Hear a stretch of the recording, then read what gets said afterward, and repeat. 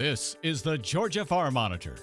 Since 1966, your source for state and national agribusiness news, and features for farmers and consumers about Georgia's #1 industry, agriculture. The Georgia Farm Monitor is produced by the state's largest general farm organization, the Georgia Farm Bureau.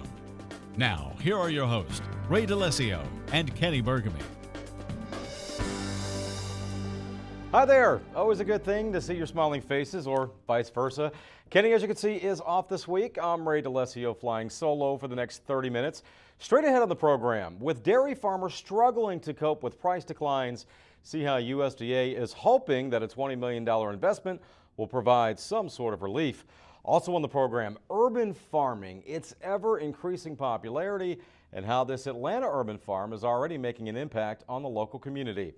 And then later, Georgia Farm Bureau says goodbye to one of its own. Longtime field rep Rick Hubert discusses retirement and what 35 years at the organization has meant to him. All this and more starting right now on the Georgia Farm Monitor. Well, as you know, farmers depend on good research to make sure their farms stay profitable so they can stay in business for generations to come. That's why in Midville recently, farmers gathered at UGA's Southeast Georgia Research and Education Center to hear information on how the crops are growing and to learn about new varieties and techniques that can boost yields. The Monitor's Mark Wildman has the story. At the center of Georgia's #1 industry is good research. Over the years, farmers and consumers have benefited greatly from work being done here at UGA's Southeast Georgia Research and Education Center. The purpose of this farm and others like it is to conduct research projects that can show farmers how crops grow in many different areas of Georgia. Here you will see many different varieties of corn, cotton, and other traditional row crops growing tall and looking very good. And you will also see crops that look very bad on purpose. And this plot is thanks to UGA entomologist John All. I wanted to create a situation where the participants could see the actual damage by lesser cornstalk borer. And we also put insecticide treatments on to show control measures that can be used. This pest lives around farms and can move into crops very quickly and do a lot of damage. I've seen farmers, like I said in the presentation, go out in their fields and be bragging about their great stand and everything, and then go out a couple days later and 80–90% of it's gone by this insect. Dr. All has been studying this pest for decades and says the industry has tried to respond to this devastating insect. From the standpoint of entomology, BT crops produce a toxin in corn. That's the only crop currently registered, corn and cotton. Over in the soybean fields, this stand of beans is not that tall, but researchers are very excited about this field. What we have here is an ultralight planted system for soybeans, and what we're trying to do is come in behind corn, irrigated corn trial, and so these beans will also be irrigated and heavily or intensively managed for yield. And what they're trying to do is take advantage of any leftover fertilization from corn from the previous season, which would have been harvested either in late July, middle July or late July. And so they're just coming in, taking advantage of the field itself, and instead of just keeping it sprayed and managed and manicured, going to go ahead and try an ultralight soybean test to see if you can maximize some yield on it late in the season. Farmers got to hear about this technique and how to properly manage the beans so they can grow a cash crop when the ground typically isn't producing a crop. You know, with the expenses of herbicides and different management practices, whether you're going to keep it haired or fallow for the next corn crop of the year, you might as well go ahead and come in and plant soybeans. And if you can get 40 to 50 bushels late in the year and harvest it with different prices, depending on the price of the year. You know, soybeans here a couple of years ago around $13 a bushel. You know, you can really rack up and be successful. Research trials like these in Midville are just some of the ways that UGA Research is working hard every day for the Georgia farmer. In Midville, I'm Mark Wildman for the Georgia Farm Monitor. All right, Mark, thank you, sir. In other ag news, thanks to low milk prices, the nation's dairy farmers are in desperate need of emergency assistance. That's why Congress recently asked USDA to provide assistance as the U.S. all milk price fell to $14.50 per hundredweight in May, the lowest level since 2009. Now, in response, USDA announcing that it's spending $20 million on 11 million pounds of cheese. AFBF Market Intelligence Director John Newton says USDA has the authority to help. By purchasing cheeses, that helps to reduce the inventory levels that we have of cheese in this country and should help to boost the prices that farmers ultimately receive for their milk. Right now, the ball is in USDA's court, and as soon as they determine what they're going to do, we'll be able to analyze that proposal and put together an estimate of what we think it could do to help milk prices and help farmers. Now, meantime, part of Georgia Farm Bureau's mission is to connect farmers with the decision makers in both Washington and Atlanta. And that was the case recently in Cordele, where State Senator Greg Kirk and Lieutenant Governor Casey Cagle toured South Georgia in order to get a better feel of what issues are facing the ag industry. Damon Jones has the story. There's no better way of getting a message across than to meet face to face.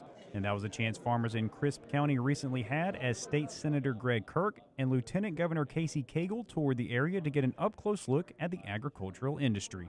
I had a lieutenant governor come into the district, and agriculture is so important and vital to what we do here in South Georgia that I thought it would be good to bring all our agricultural community together and kind of tell him what our concerns are, what our hopes and dreams are.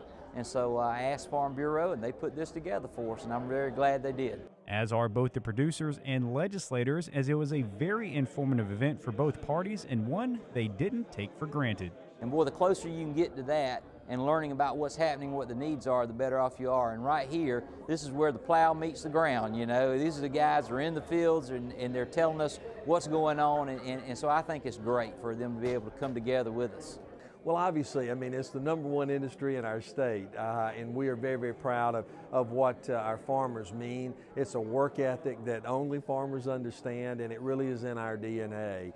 And we see so many success stories, and the ability to even add more value to the ag crop is available to us as well.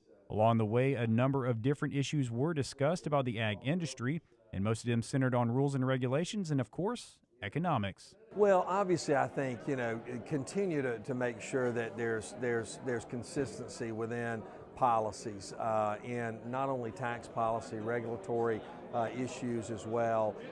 And, you know, the markets are relatively good, but there's just a little bit of uncertainty out there, and that uncertainty creates challenges with business, whether it's in ag or any other industry that might be out there.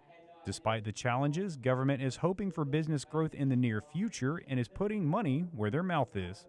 We're getting ready to launch something called Start Georgia, and it's really all about new innovations that can be fostered, and ag is certainly one of those industries where we have more and more opportunities to continue to see new startups to begin. One of the big topics of discussion was the deepening of the Port of Savannah in an effort to increase business development within the state. That the more we can take our raw products and turn them to a finished product, which creates jobs all along the way, and then begin to export those products out, then the better it's going to be for us as in the ag community and in South Georgia. Overall, we're going to continue to be on the throttle and really pushing Georgia to continue to be the #1 state to do business in, focusing on new businesses, new startups, that entrepreneurial spirit that can really prosper all across our state. Reporting from Crisp County, I'm Damon Jones for the Georgia Farm Monitor. All right, Damon, thank you very much. When the Monitor continues, planting new life in downtown Atlanta. As the city continues to grow in population, so does the need for fresh, locally grown food. We'll talk to two farmers who are not only talking about it, they're making it happen. Stay tuned.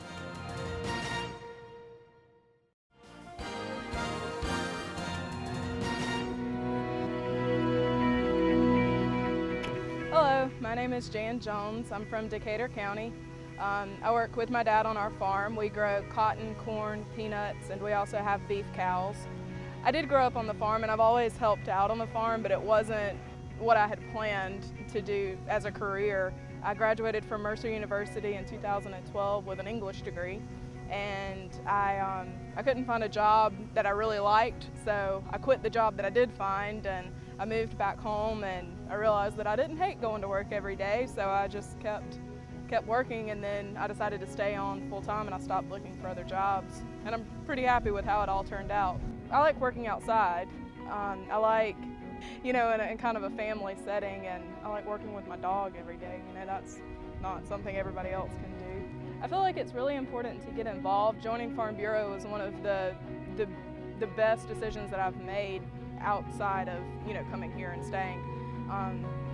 I didn't understand exactly what Farm Bureau does and how involved it is with the policy side of agriculture and all of that. I joined to meet people because it's really hard, to kind of start your own community base whenever you move back to such a rural area. So I joined Farm Bureau at first to meet other people around the state and within my community, and it's blossomed from there. I really enjoy going and seeing what all they're doing in Atlanta and Washington on a national level.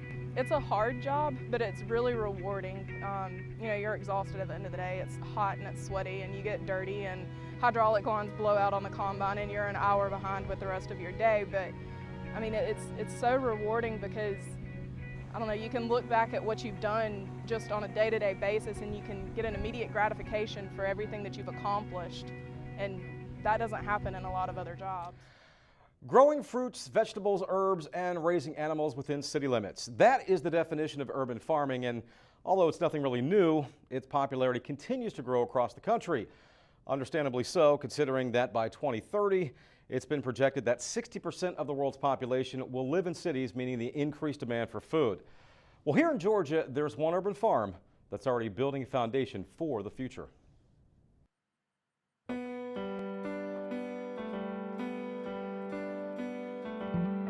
Between the Oakland City and Adair Park neighborhoods in downtown Atlanta sits the urban farm at Westside Trail, the Atlanta Beltline's first agricultural site. There's no fancy tractors or machinery or high-tech irrigation systems, just two farmers with a deep passion for what they do. I did not grow up in the country. I grew up in the city. I didn't grow up from a farming family. I didn't really have much idea of what it entailed. So like my family had always been a part of a CSA, a community supported agriculture program since I was like 6 years old. So I did have that sort of contact with the farm. Like we got a box of vegetables every week in the summertime. We'd go visit the farm. So I had that, perception there, but I didn't know what it was gonna be like.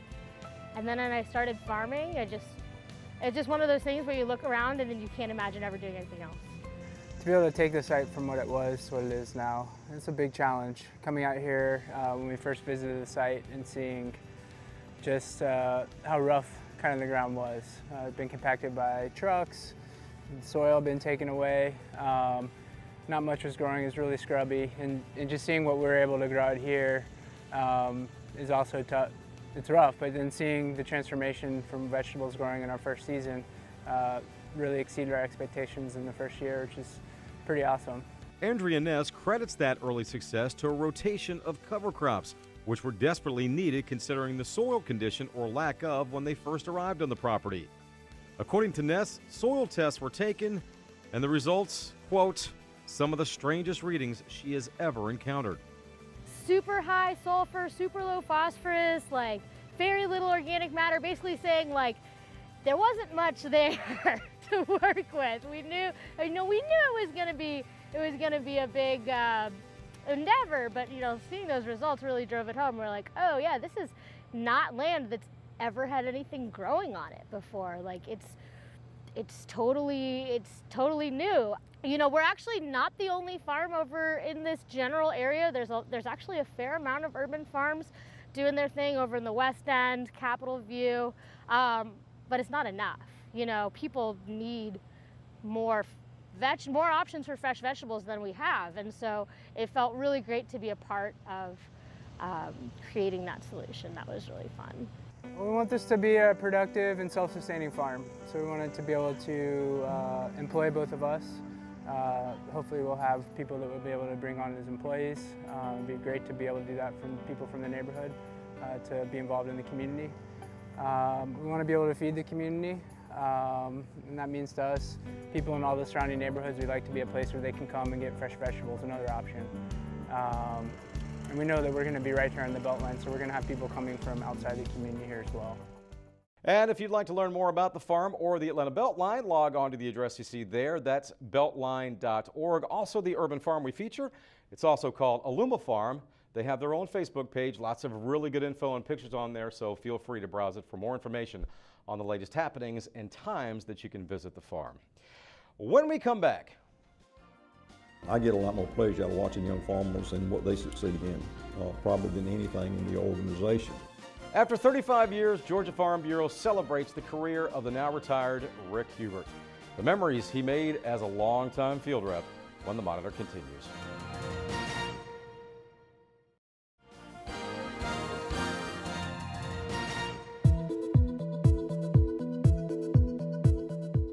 The kudzu bug, it's called Megacopta crubraria, and this insect was not detected in the New World before 2009. In 2009, it was found in 9 counties in northeast Georgia. In 2010, we had found it in 16 counties in South Carolina, and then by 2011, May of 2011, it was entirely infesting the entire state of South Carolina. Now it infests, I believe, over a dozen states in the southeastern United States. It's across the Mississippi River and all the way up to the White House in Washington, D.C. Some of the research that we've been doing here at the Ediso Research and Education Center with Clemson University to address kudzu bugs as it relates to soybean production has kind of centered on treatment thresholds for the insect, action thresholds for intervening with chemical insecticides or doing some sort of control tactic to keep their numbers from becoming or attaining an economic injury level. So most of the research is centered around developing those treatment thresholds. We've also looked at insecticide efficacy, what materials work on this insect. We've looked at host plant resistant traits, looking for a natural mechanism that the soybean plant has to combat this insect naturally, and several other avenues of research. We have seen it take 60% or more of the yield if left untreated, and numbers reached a really high potential in the field. We've seen 60-70% of the yield be taken. So it can be a very important insect pest. Typical yield losses due to this insect run in the 20% range if no insecticide is applied to control this particular pest. So that's an average based upon a range of 0 to 80%. So there's a wide range there depending upon a lot of different factors. The kudzu bug does have some natural enemies that we're starting to learn more and more about with each and every year that passes. There's a naturally occurring fungus that attacks insects, and it's called Bavaria bassiana. Incidence of this particular disease organism has been very high in the last couple of years. We first detected it in 2011 in kudzu bug. But as the years have progressed and the number of insects have increased in our system, so has the disease organism. So thankfully, insecticides are very effective in controlling this insect. Specifically, the pyrethroid class of insecticide chemistry is effective in controlling it. There are several AIs in that class of chemistry that are extremely effective and don't require much active ingredient to control it. You get immediate results with the pyrethroids. It's a contact poison, and the results are almost immediate. So the next day, whenever the re-entry interval allows, you can check, and pretty much you get good control of most of those pyrethroid insecticides.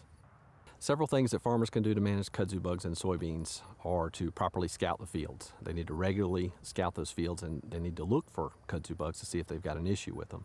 We've seen things change in the last several years on when this insect infests soybeans, so that is rule number 1, go and look. Number 2 would be paying attention to our recommended thresholds. We do have published thresholds for managing this insect in soybeans, so they need to follow those guidelines for when to apply insecticide controls. Third would be using the proper insecticides. Those would include the pyrethroid insecticides with an example such as bifenthrin, a very active molecule on kudzu bugs. So those will be the top 3 things to know.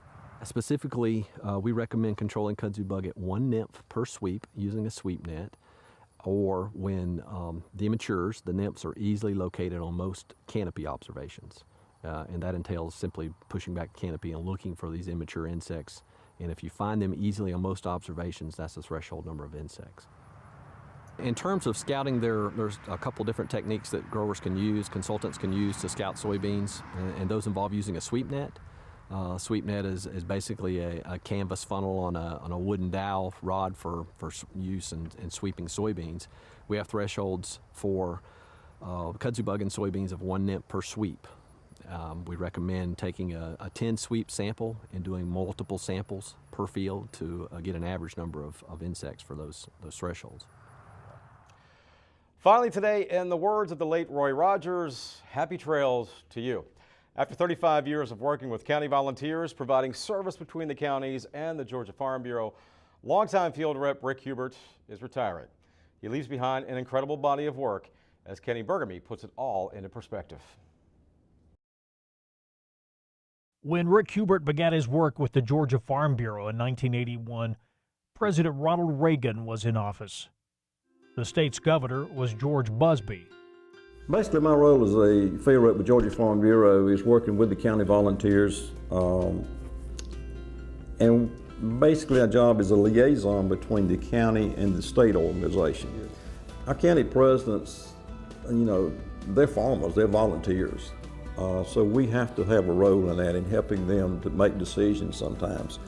I've seen Rick take a ledger back before the computer days and sit there for hours and pore over that ledger until he found the mistake. He was just a problem solver. And then of course when we changed over to the computer, same thing. He got in there and he found it. And he was always very patient, and anytime you made a mistake, he never ever made me feel less than, for making a mistake. He always said, it happens. And it was, that meant a lot to me, because figures were never my strong suit. Is I appreciate the respect and the confidence that they've had in me over the past 35 and a half years. I love working with them. We're all closely related in families and things like that, and I've really enjoyed it because they've given me that respect over the past 35 and a half years. He and I have really become close friends over the years, and it's just something that we're changing by losing people like this. But they're good people, I'm sure, coming on. But Rick is has a good background. He's done exceptionally well working in this district with the different counties, and I think he's going to be missed when he's gone. Probably one of my favorite things in working with the counties is working with our Young Farmer program. That's a great program for our organization. I've learned so much from those young farmers. But that Young Farmer group is a great group to work with. I mean, it's just enthusiastic to watch them.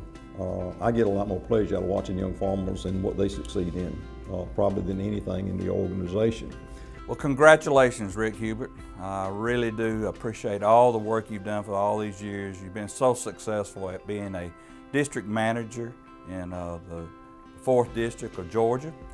But most of all, I want to thank you for your friendship. You've been a great friend, and we always will be. And I hope you have a successful and wonderful retirement. I have nothing about this organization that I don't like. I love every bit of it. It's the greatest organization I've ever worked for. I wouldn't have stayed here 35 and a half years. And from all of us here at the Georgia Farm Monitor, thank you for all your years of service, Rick. We wish you nothing but the best. Unfortunately, that is going to do it for this week's edition of the Georgia Farm Monitor. Just a reminder, for all the latest ag info regarding food, great recipes, and what's happening down on the farm, be sure to check out our Twitter, Facebook, and Pinterest pages. You'll stay informed and see what's up in the world of farming and the Farm Monitor Show. Take care, everybody. We will see you next week right here on the Georgia Farm Monitor. Have a great week.